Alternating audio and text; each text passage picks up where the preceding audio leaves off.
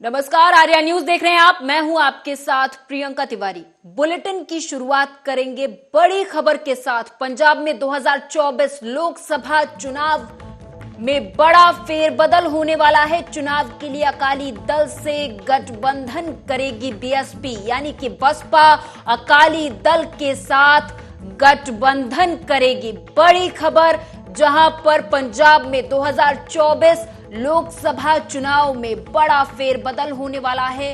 गठबंधन करेगी बसपा अकाली दल के साथ, गठबंधन करेगी। चुनाव के लिए अकाली दल और बसपा का गठबंधन होने वाला है।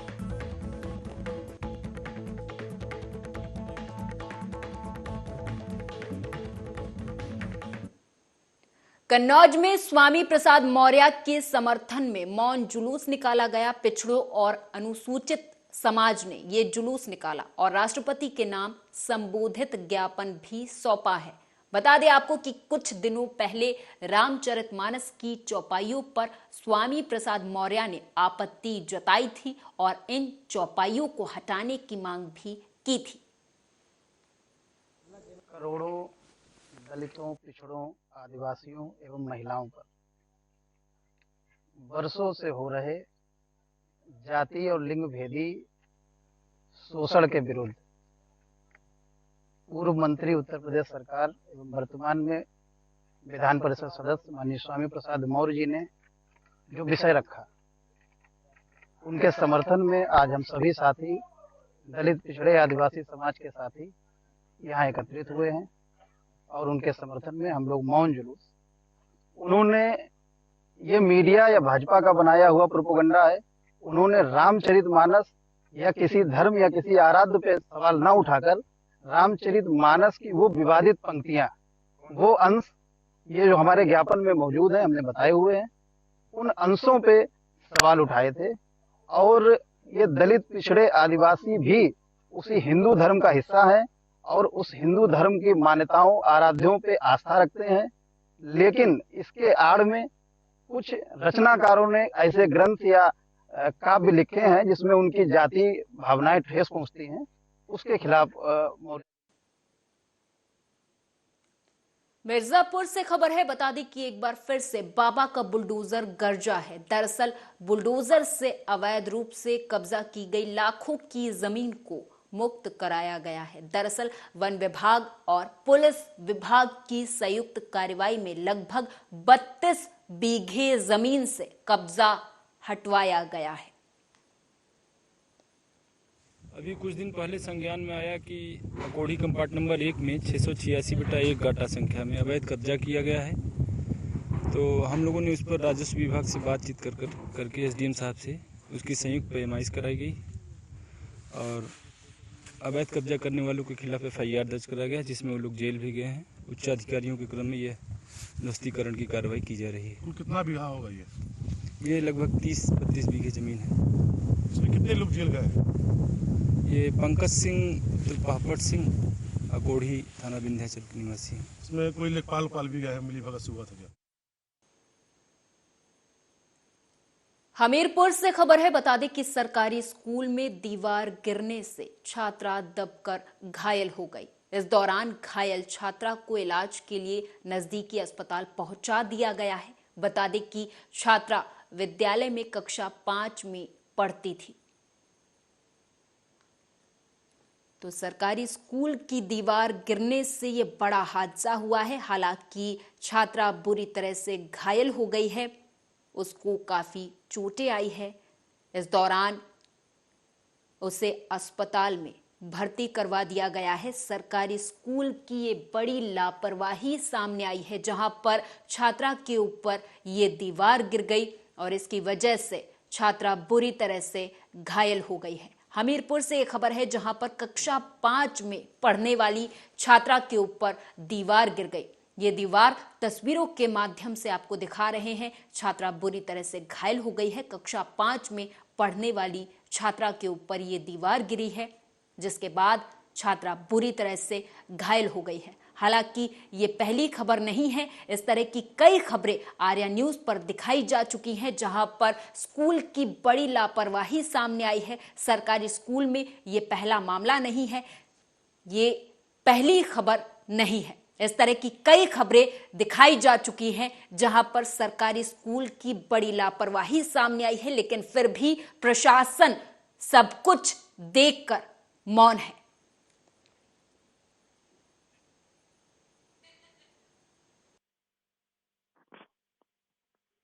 और हमीरपुर से हमारे संवाददाता सत्यम सिंह अधिक जानकारी के साथ जुड़ चुके हैं। सत्यम, विस्तार से बताएं, पूरा मामला क्या है?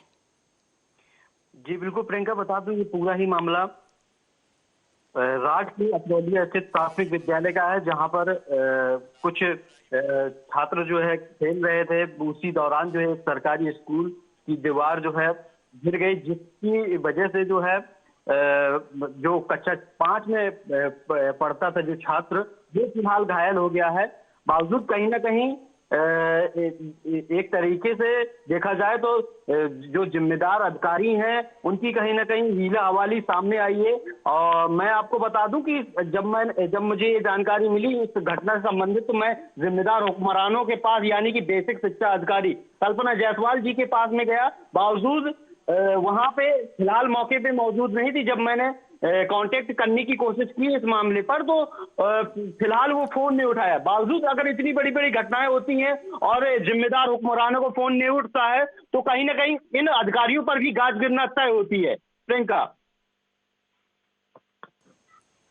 सत्यम, आपसे जानना चाहेंगे कि जब ये हादसा हुआ उस वक्त ये बच्चा वहां क्या कर रहा था और ये दीवार आखिर गिरी कैसे? इस पर स्कूल का क्या कहना है? बिल्कुल बता दें, इस संबंध में जो संबंधित विभाग है वो कुछ भी बोलने को तैयार नहीं है। कहीं ना कहीं चुप्पी साधे हुए हैं। और न जो संबंधित विभाग है, जब हम लोग उच्चाधिकारियों के पास में गए इस मामले से संबंधित, और सुबह आर्या न्यूज ने एक खबर भी चलाई थी लींगा गांव की, जिसमें जो है बच्चों से जो है कूड़ा उठवाते हुए वीडियो वायरल हुआ था। उस संबंध में भी हमने जिम्मेदार हुक्मरानों से जवाबदेही लेनी चाहिए। बावजूद वहां पे अपने ऑफिस में ना होकर के जो है कहां से फिलहाल जानकारी नहीं, लेकिन फोन लगाने के बावजूद भी जब हमने जवाबदेही ली तो उनका फोन नहीं उठा। कहीं ना कहीं उनकी जो चुप्पी है वो साफ तौर से बयां कर रही है कि जो निम्न स्तर के जो लोग हैं उनको कहीं ना कहीं बचाने का प्रयास किया जा रहा है। प्रियंका, बिल्कुल परेशान निम्न स्तर के लोग हो रहे हैं। सत्यम, आपसे जानना चाहेंगे कि अब बच्चे के माता पिता का क्या कहना है? क्या इस पर प्रशासन ने कोई कार्रवाई अभी तक की है? बिल्कुल, प्रशासन की बात करें तो प्रशासन अभी फिलहाल में कुछ बोलने को तैयार नहीं है। लेकिन कहीं ना कहीं एक तरीके से देखा जाए तो सूबे के मुखिया भी योगी आदित्यनाथ कहते हैं कि हमने विद्यालय को बिल्कुल कायाकल्प कर दिया। बावजूद जब ये जर्जर तस्वीरें निकलकर सामने आती हैं, जर्जर स्कूलों के हालात इस कदर जो है बच्चों की जान पर आमादा हो गई है, तो कहीं ना कहीं जिला प्रशासन को जो है सर्वे कराकर ऐसे जर्जर स्कूलों को जो है निर्माण चाहिए। बावजूद कहीं ना कहीं अगर ऐसे में कोई बड़ी घटना होती है तो उसका जिम्मेदार कौन होगा, ये सबसे बड़ा सवाल यहाँ का जिला प्रशासन, यहाँ के उच्चाधिकारियों पर भी खड़ा होता है। सत्यम, आपसे जानना चाहेंगे कि बच्चे को कितनी गंभीर चोट आई है? क्या अब बच्चे को बेड रेस्ट के लिए कहा गया है? चिकित्सकों का इस पर क्या कहना है? बिल्कुल, जब हमने संबंधित लोगों से बात की और उनके परिजनों से बात की तो जानकारी मिली कि उसके पैर में जो है फ्रैक्चर हुआ है। फिलहाल अगर समय रहते हुए अगर विद्यालय प्रबंधन ने उच्च अधिकारियों या फिर संबंधित विभाग को जानकारी दी होती तो उसका नवनिर्माण हो सकता था। बावजूद जिस तरीके से बच्चे की जान पर आ पड़ी, वहां के प्रबंधन पर भी सवालिया निशान खड़ा होता है। हो सकता है कि और पहले से वो जर्जर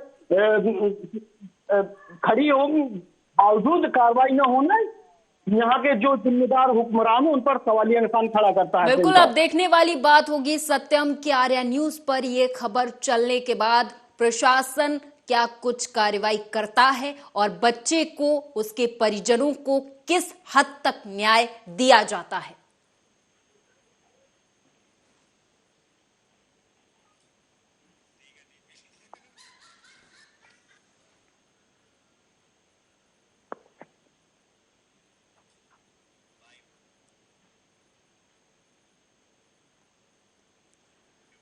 उत्तर प्रदेश सरकार के द्वारा निःशुल्क 1 करोड़ टैबलेट वितरण के लक्ष्य के क्रम में आज मिर्जापुर के popular nursing school and paramedical institute में 64 टैबलेट का वितरण मुख्य अतिथि पूर्व अध्यक्ष मिर्जापुर मनोज जायसवाल और विधायक रमाशंकर पटेल के द्वारा किया गया। इस कार्यक्रम में पॉपुलर अस्पताल के मुख्य अधिकारी, कार्यकारी अधिकारी कार्यक्रम का शुभारंभ करने पहुंचे। इस टैबलेट वितरण के पात्र पॉपुलर नर्सिंग स्कूल और पैरामेडिकल इंस्टीट्यूट के जीएनएम, एएनएम और पैरामेडिकल के छात्र और छात्राएं इसमें लाभान्वित हुए हैं।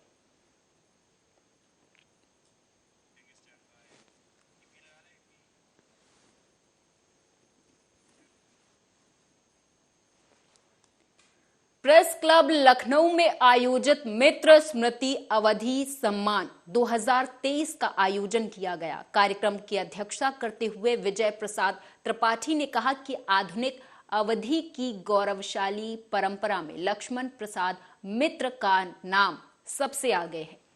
लक्ष्मण प्रसाद मित्र ग्राम्य संस्कृति और श्रम संस्कृति के गायक हैं। गांधीवादी परंपरा के पोषक मित्र ने अपने साहित्य में गांधीवादी विचारधारा को प्रमुख स्थान दिया है। पहले तो अपना परिचय बताइए और आज प्रेस क्लब में जो प्रेस वार्ता हो रही है उसके बारे में। मैं अजय साहू, लक्ष्मण प्रसाद मित्र जी का नाती और उनकी जो सबसे छोटी पुत्री है मनोरमा साहू, उनका बेटा हूँ। आज का ये जो प्रोग्राम हो रहा है लक्ष्मण प्रसाद मित्र अवधि सम्मान, हम पिछले 6 साल से दे रहे हैं। इसकी रूपरेखा कई साल पहले शुरू थी और नाना जी अवधि के लेखक थे, तो बहुत अच्छा साहित्य लिखते थे। गद्य में, पद्य में, खड़ी बोली, अवधि, उर्दू, उन्होंने सभी में लिखा हुआ है। लेकिन समय के साथ उनका साहित्य जो है वो कहीं विलुप्त हो गया था, नहीं मिल रहा था। फिर माता जी की प्रेरणा से उन्होंने, माता जी ने उसको ढूंढा करके हमारी उसको निकलवाया और फिर हमारे मित्र अजय द्विवेदी, इनके सहयोग से डॉक्टर राम बहादुर मिश्र जी से मुलाकात हुई और इसका फिर संकलन करके इसका प्रकाशन करवाया गया। उसी के तहत हम जो है ये लक्ष्मण प्रसाद मित्र पुरस्कार जो देते हैं हर साल, जो भी साहित्यकार हैं, जिसमें 11,000 रुपए की राशि होती है। पहले तो अपना परिचय बताइए और आज माटी कला बोर्ड के अध्यक्ष एक दिवसीय दौरे पर रायबरेली पहुंचे। माटी कला बोर्ड के अध्यक्ष ओम प्रकाश ने इस दौरान कहा कि जिस तरीके से पॉलीथिन के उपयोग से आए दिन लोग बीमार हो रहे हैं, प्लास्टिक के ग्लास और बर्तन की जगह लोगों को मिट्टी से बने हुए बर्तन और घड़े का इस्तेमाल करना चाहिए। हम लोग निश्चित रूप से मिट्टी की कमी हम लोग देख रहे हैं, लेकिन किसी भी चीज़ का विकल्प को हमें ढूंढना पड़ेगा। अगर मिट्टी कम होती जा रही है तो हम मटके ना बना करके जो डेकोरेटिव आइटम हैं हम लोग उनको बनाएं, वाल हैंगिंग बनाएं, या जो मतलब फ्लावर होते हैं डेकोरेट के हिसाब से हाथ की घड़ी हम लोग बना सकते हैं, दीवार घड़ी बना सकते हैं, या छोटे छोटे आइटम हम लोग, जैसा अभी मैंने एक एग्जीबिशन में देखा था, एक मटका जिसमें मिट्टी भी अधिक लगी, समय भी अधिक लगा और ईंधन भी अधिक लगा, वो 100 रुपये का भी था, लेकिन डेकोरेटिव एक लकड़ी पर चिड़ियों का 5 चिड़ियों का सेट था, वो डेकोरेटेड था। अगली खबर रायबरेली से है, जहां थाने में युवक के साथ मारपीट की गई। मामला बछरावा थाना क्षेत्र का है, जहां जनसेवा केंद्र के संचालक संजय त्रिवेदी अपने मोटरसाइकिल से 500 रुपए के चालान को लेकर थानाध्यक्ष से बात करने के लिए थाने गए, लेकिन वहां पर थानाध्यक्ष नहीं मिले। तो चालान के बारे में उन्होंने थाने के 2 सिपाहियों से बातचीत शुरू कर दी। सिपाहियों ने चालान खत्म कराने के लिए 1000 रुपए की मांग की, जिसे वाहन स्वामी ने देने से मना कर दिया, जिसको लेकर दोनों में कहासुनी हुई। कहासुनी से नाराज सिपाहियों ने अपना आपा खो दिया और युवक की चप्पल और जूतों से जमकर पिटाई कर दी।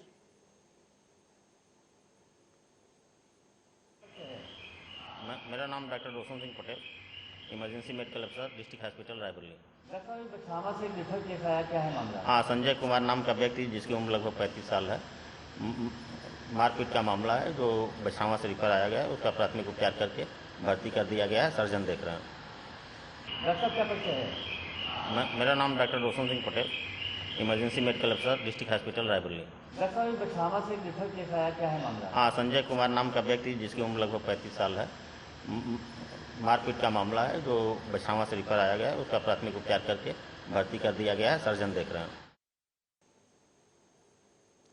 रायबरेली में जिलाधिकारी माला श्रीवास्तव ने हरचंदपुर सामुदायिक स्वास्थ्य केंद्र का औचक निरीक्षण किया। इस दौरान अनुपस्थित पाए गए कर्मचारियों का 1 दिन का वेतन रोकने के आदेश भी दिए हैं। वहीं रजिस्टर पर एक ही हैंडराइटिंग के 2 सिग्नेचर मिलने पर जिलाधिकारी ने सीमा डॉक्टर वीरेंद्र सिंह को जांच करा के दोषी पाए जाने पर मुकदमा पंजीकृत कराने के निर्देश भी दिए हैं।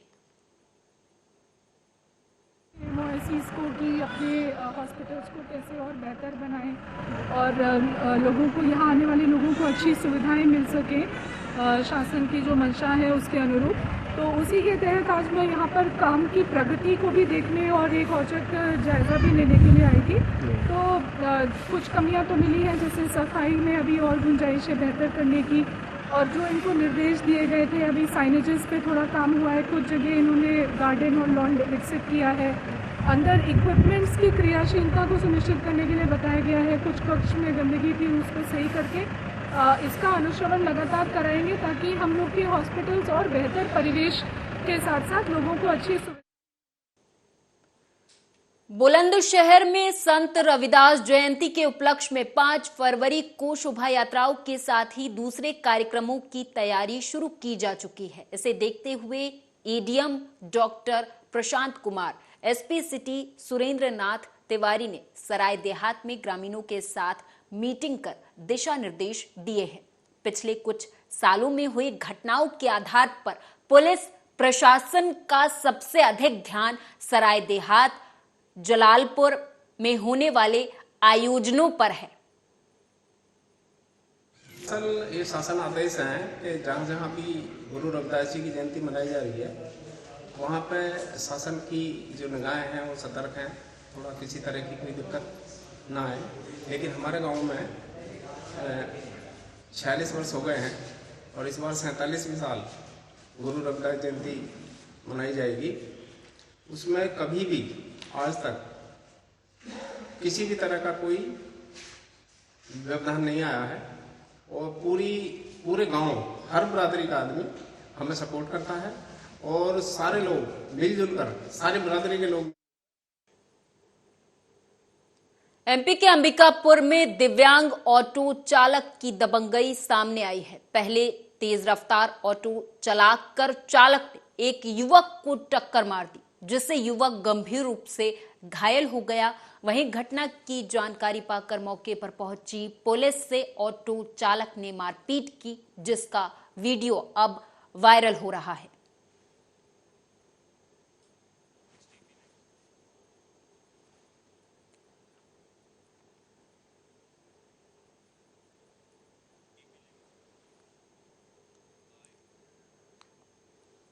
भोपाल से खबर है, बता दें कि एक अजीबोगरीब मामला सामने आया, जहां एक युवक ने नौकरी पेशा युवती से धर्म छिपाकर पहले उससे दोस्ती की, फिर छेड़खानी करनी शुरू कर दी। आए दिन उसे तंग करता था। बाद में हद तो तब हो गई जब युवक उसे ब्लैकमेल करने लगा।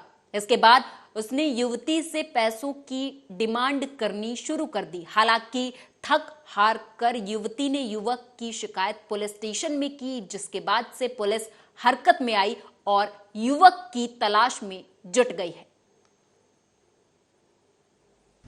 महिला थाने में कल फरियादिया ने एक आवेदन दिया था, जिसमें उसने बताया कि एक जो आरोपी ने जो है अपना नाम अंशु बताया, दोस्ती की और फिर मिलना जुलना बढ़ाया और कुछ फोटो भी खींचे साथ में। बाद में युवती को पता चला कि वो तो जो है वो दूसरे मतलब नाम उसका साहिल शेख है, तो फिर उसने दोस्ती छोड़ दी और फिर उससे दूर रहने लगी। तो जिसका वो दबाव बनाने लगा, मुझे तुमको मुझसे दोस्ती रखनी पड़ेगी, और इसी के चलते वो उसने जो युवती है उसके घर में घुसकर उसके साथ छेड़छाड़ भी की और उसे जान से मारने की धमकी दी। लगातार पीछा करने लगा, अलग अलग नंबरों से फ़ोन करने लगा। लड़की नौकरी छोड़कर अपने घर चली गई। वहाँ भी उसने उसके परिजनों के नंबर ढूंढ लिए और बार बार उन्हें फ़ोन लगाने लगा और परेशान करने लगा, और उनको भी उसने। अगली खबर सरगुजा जिले से है, जहां सीतापुर पुलिस को मुखबिर से सूचना मिली कि पत्थल गांव से अंबिकापुर की ओर एक कार में 3 लोग गांजा लेकर जा रहे हैं। सूचना के आधार पर पुलिस ने घेराबंदी कर तीनों लोगों को 61 किलो गांजे के साथ गिरफ्तार कर लिया है। थाना सीतापुर क्षेत्र अंतर्गत दिनांक 31/1/2023 को मुखबिर से सूचना प्राप्त हुई थी कि व्यक्ति वाहन क्रमांक CG13A 8290 में संदिग्धों के द्वारा प्रतिबंधित कॉन्ट्राबैंड गांजा की तस्करी की जा रही है, जिस पर तत्काल वरिष्ठ अधिकारियों को सूचना देकर रेड कार्रवाई संपादित की गई, जिसमें अभियुक्तगण केशव यादव पिता रंजन यादव जो कि भैंसकीमुड़ा थाना दरभंगा का रहने वाला, दिलेश्वर यादव पिता पार्नो यादव जो कि सिहारदार का रहने वाला, बलदेव यादव पिता गोवर्धन यादव जो कि सिहारदार थाना दरभंगा का ही रहने वाला है, उनके कब्जे से 61 किलो 200 ग्राम गांजा, जिसका वर्तमान बाजार मूल्य 9,18,000 रुपए है, जब्त किया गया और वरिष्ठ अधिकारियों के मार्गदर्शन अनुसार एंड टू एंड इन्वेस्टिगेशन किया जाए। भिंड जिले के गोहद में खनेता के श्री रघुनाथ मंदिर विजय राम धाम में चल रहे सनातन धर्म सम्मेलन कथा का आयोजन 6 फरवरी तक चलेगा। यहां आने वाले श्रद्धालुओं के लिए बड़ी बड़ी ईंट की भट्टियों पर कड़ाही में पकवान बनाए जा रहे, जिन्हें जेसीबी की मदद से ट्रैक्टर ट्रॉली में रखा जा रहा। इसके बाद ये प्रसाद श्रद्धालुओं तक पहुंचाया जाएगा। खाना बनाने के पंडाल में कंक्रीट मिक्सर मशीन भी लगाई गई है, जिसमें आटा गूंथा गया है। प्रसाद के लिए बड़ी संख्या में लड्डू भी बनाए गए हैं। भगवत जी का मूल पाठ हो रहा है, जिसमें 18,000 श्लोक हैं, 335 अध्याय हैं और 12 स्कंद हैं। ये पितरों के निमित्त होता है, अपने पितरों की मुक्ति के लिए और सुख शांति के लिए, धन वृद्धि के लिए सब कराते हैं। तो यहाँ इस प्रकार से श्रीमद् भागवत जी के 108 मूल पाठ हो रहे हैं। यजमान सभी बने हुए सभी उसमें पूजन करने आते हैं। उसके उपरांत ब्राह्मण अपना 6 घंटे में भागवत जी का पाठ पूरा करते हैं। 7 दिन चलेगा बराबर। भागवत जी का मूल पाठ हो रहा है, जिसमें 18,000 श्लोक हैं, 335 अध्याय हैं। बेमेतरा सिटी कोतवाली के पास पंजाब जनरल स्टोर में भीषण आग लग गई। आग की सूचना पर पहुंची दमकल विभाग की गाड़ियों ने कड़ी मशक्कत के बाद आग पर काबू पाया, लेकिन तब तक दुकान में रखा सारा सामान जलकर खाक हो चुका था। ऐसा माना जा रहा है कि दुकान में आग लगने की वजह शॉर्ट सर्किट हो सकती है।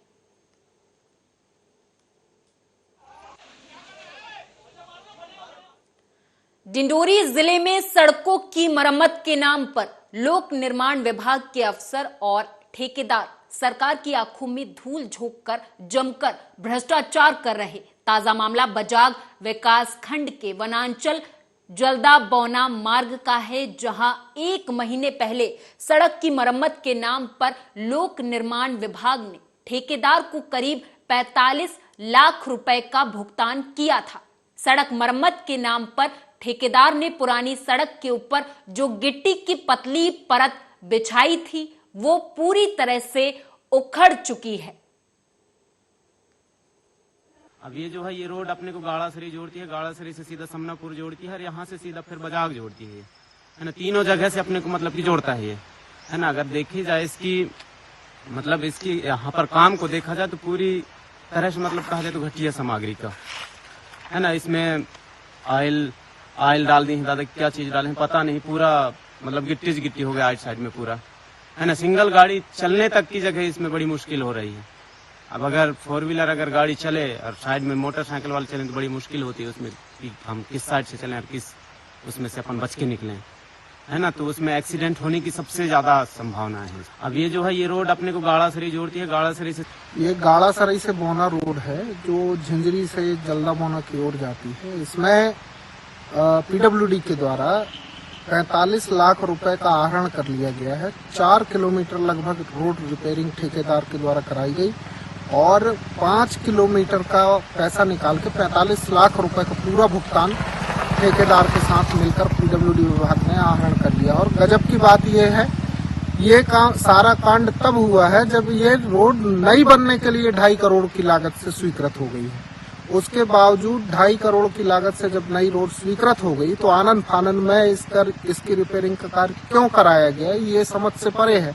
इसका मतलब सीधा सीधा विभाग के द्वारा घोटाले को अंजाम दिया गया है।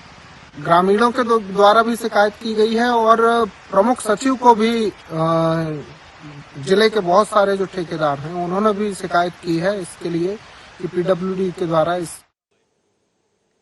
धमकी मिली है। राम जन्मभूमि के येलो जोन क्षेत्र में स्थित रामलला सदन में निवास कर रहे मनोज कुमार के मोबाइल पर फोन करके अज्ञात ने धमकी दी है।